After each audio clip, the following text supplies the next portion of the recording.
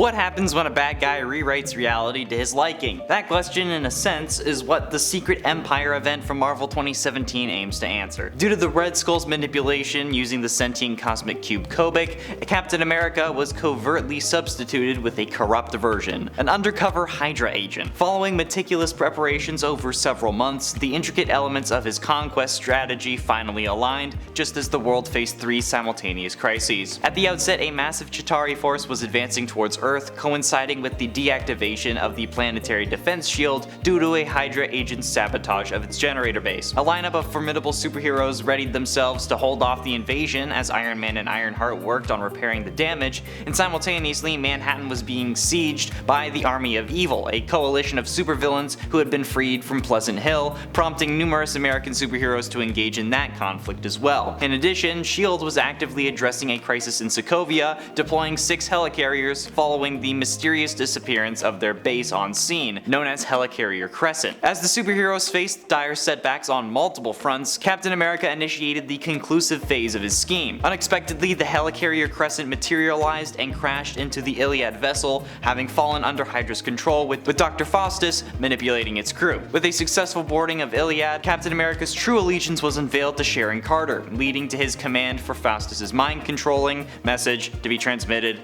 to the entire fleet. Astonishingly, the malfunctions in the shield were deliberate actions orchestrated by Captain America himself, camouflaging and calculated sabotage behind Hydra's apparent assault. Activating the shield, Rogers effectively banished Captain Marvel, Alpha Flight, and other heroes in Earth's orbit to the other side, and additionally, the supposed assault by the Army of Evil was also a cunning snare, designed to entice numerous national heroes to Manhattan. Yep, that's right, even Manhattan being invaded was all to get them away from him. They were becoming ensnared within a dark force dome enveloping a significant portion of the island. Captain America strategically moved the Hydra commandeered helicarriers to Washington, D.C. As a considerable span of time elapsed following Hydra's ascension to power, the citizens of the United States gradually adapted to their new authoritarian rule, primarily facilitated by the distribution of mind-altering agents through water sources, leading to heightened compliance and acceptance. The mutant population found refuge in the independent territory of New Tian, while Inhumans were confined within detainment centers. Amid this landscape, a select group of heroes who had managed to avoid banishment coalesced into the Underground, a coalition of superpowered individuals and ordinary citizens in open defiance, with Hawkeye at the helm, headquartered by the Mount of Nevada. Concurrently, other individuals under Hydra's influence aligned themselves with Hydra's own Avengers, and they were trapped within the confines of the Dark Force Dome. Manhattan had transformed into an uninhabitable expanse, overrun by Baron Mordo's malevolent entities, with daggers serving as the sole intermittent beacon of illumination. The area had been stripped of electricity and contact with the external realm, leaving limited supplies of nourishment and portable water, giving rise to illnesses because of unsanitary conditions. It's basically like a mini apocalypse. In this trying environment, the heroes grappled to maintain some semblance of order, while the Kingpin cunningly exploited the circumstances by extending aid in return for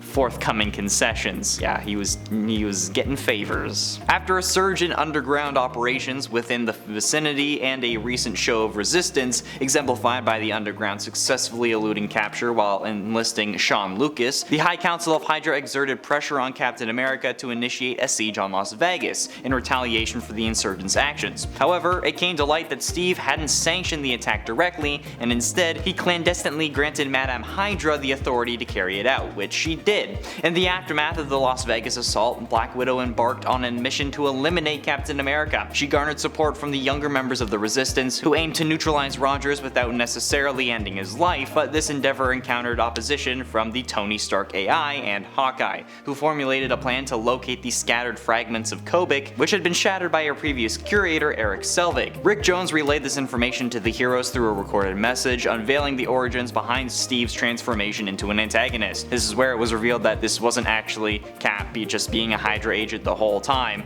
and it was just some, wibbly wobbly timey-wimey stuff. The Tony Stark AI and Black Widow set their plans into action, and while Natasha took charge of training champions, the remaining heroes sought assistance from the retired Falcon in order to escape the country. Meanwhile, Hydra initiated a search for the fragmented pieces of Kobik as well, leading to the destruction of an Atlantean temple in the pursuit of a shard that had fallen into Namor's possession. Simultaneously, Captain America directed his focus on Black Widow, assigning the Punisher the task of locating her. As both both Hydra's Avengers and Underground converged at the covert territories in Alaska, their common target was a shard fragment held by Hank Pym, who had merged with Ultron. Ultron managed to capture both groups and endeavored to bring about a reconciliation, ultimately conceding the cube shard to the Underground after Ant-Man's persuasive appeal. When Ultron can be reasoned with, you know things have gone to crap. Nevertheless, Hydra regained their footing as Namor surrendered his shard to ensure the safety of his people. In the weeks that followed, Iron Man's team continued their worldwide quest for the shards, often returning empty-handed from their endeavors, and as the team's frustration grew and their success remained limited, a majority of the members voted to return to the Mount despite having secured only 2 shards thus far. Upon their return to the base, Hydra, having received a tip-off, launched an attack on them, with Ant-Man revealed as the Mole who had betrayed the team under duress to protect his daughter. Utilizing a temporarily revived Hulk, Hydra breached the Mount's defenses, yet the Underground successfully evacuated in time. Iron Man, the last rebel to escape, found himself ambushed by Captain America, hindered by a device preventing his escape. Iron Man's armor suffered heavy damage when the decaying Hulk crashed through the roof, and Tony, in a finally desperate move, attempted to self-destruct the armor to take Steve with him, expressing regret for failing to save him. The ensuing explosion destroyed the Mount, but Captain America was saved from the mushroom blast when Madame Hydra intervened, sacrificing herself by using magic to teleport him to safety. In the days that followed, during the reconstruction event at the Capitol building, Black Widow executed her assassination plan. Disclosing to Miles one of the motivations for this mission was to prevent the realization of a vision foreseen by the Inhuman profiler Eucelius Kane. This vision foretold that Miles was destined to kill Rogers. However, the intervention of the Punisher delayed the implementation of Black Widow's plan, affording Spider-Man the opportunity to confront Captain America alone. In the middle of their battle, Black Widow intervened to protect Spider-Man and ended up fatally injured by Cap's shield, leading Spider-Man to unleash his fury. Wasp intervened and persuaded Spider-Man to honor Natasha's wish by avoiding becoming an assassin like her, and with the champions arrested, Captain America ready for war. Meanwhile, the Underground learned of Black Widow's death, prompting Sam Wilson to don the mantle of Captain America once again. As the Underground mobilized, Hydra intensified their efforts to recover the remaining shards of the Cosmic Cube. They launched assaults on Nutian and Wakanda, where Emma Frost and Black Panther held respective shards.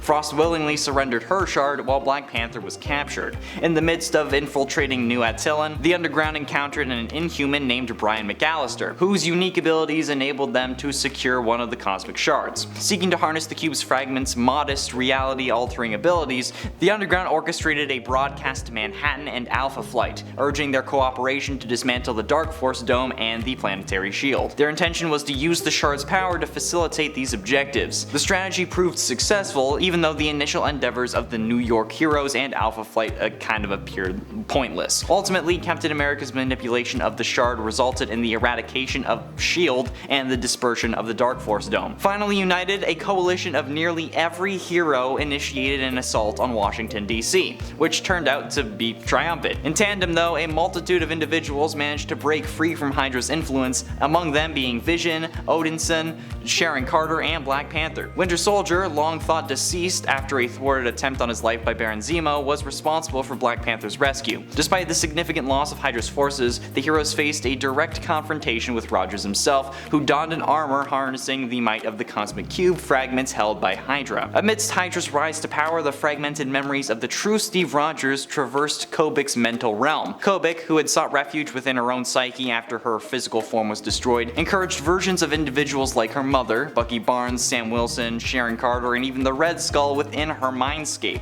and eventually Steve crossed paths with Kobik herself. In a pivotal moment, the young girl restored Steve's lost memories, yet hesitated to send him back to the real world. Nevertheless, Steve encouraged her to do so, and Kobik defied her fears and took a stand against Hydra's dominance. During that period in the real world though, the fascist incarnation of Steve Rogers effortlessly erased most of the Underground from existence as he embarked on reshaping the world according to Hydra's ideals. Captain America, Ant-Man, and the Winter Soldier managed to survive, relying on Sam's fragment of the Cosmic Cube to do so, and Sam entrusted the shard to Steve, enabling him to complete the cube. However, aided by Ant-Man, the Winter Soldier conducted a subatomic infiltration of the cube as Rogers was assembling it. This bold move allowed Bucky to access Kobik's mental realm and retrieve both her and the genuine Steve Rogers, who manifested before his tyrannical counterpart. With Kobik restoring reality to its original state, the two Captain Americas engaged in a fierce conflict. That's right, we got some cap-on-cap action, baby. baby. It's like when you wear like 2 hats so you look like a detective. Following a grueling battle, the Hydra loyalist version of Steve was ultimately defeated and the heroes came out triumphant. And in the ensuing weeks, the United States gradually returned to its previous state of normalcy. If you want more recaps, be sure you let us know what storylines you want us to talk about next, and click the video that's popping up on screen now.